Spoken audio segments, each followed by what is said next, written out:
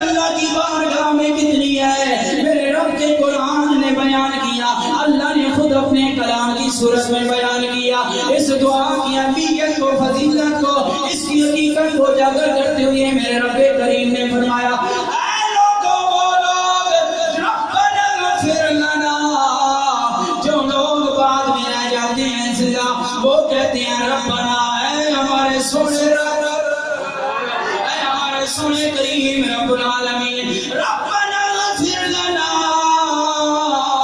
اے اللہ ہماری بھی بخشش فرما, وَلِإِخْوَانِ الَّذِينَ سَبَقُونَا بِالْإِيمَانِ, اور جو ہم سے بچھڑ گئے, ہم سے پہلے ہمارے مسلمان بھائی چلے گئے, میرے رب کریم, اے ہمارے رب العالمین, ہم ان کے لیے بھی دعا کرتے ہیں, ان کی بھی بخشش فرما. یہ عمل اللہ تعالیٰ کو اتنا پسند ہے, اللہ نے اپنے قرآن مجید میں بیان کیا ہے. ارے کوئی عمل بندے کو پسند ہوتا ہے تبھی اس کو اپناتا ہے, کوئی بات بندے کو پسند ہوتی ہے تبھی وہ کرتا ہے, تبھی لوگوں کو بتاتا ہے. جو بات مجھے پسند نہ ہو میں آپ کو کیسے بتاؤں گا.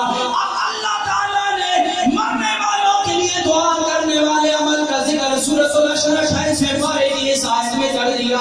پتا چلا دنیا والوں دعا کرنے والا عمل فضول نہیں ہے, یہ ہمارا دعا مانگنا فضول نہیں ہے, یہ اللہ کی بارگاہ میں مقبول ہے.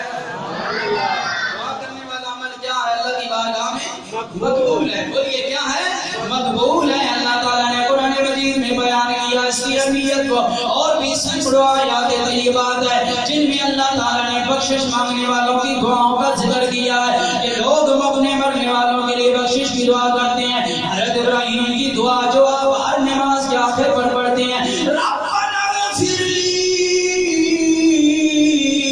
ولوالدی وللمؤمنین یقوم الحساب.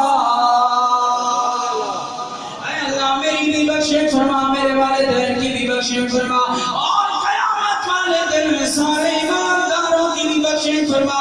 گویا پتا چلا دنیا والوں اللہ کو دعا مانگنے والا عمل بڑا پسند ہے, بڑا پسند ہے.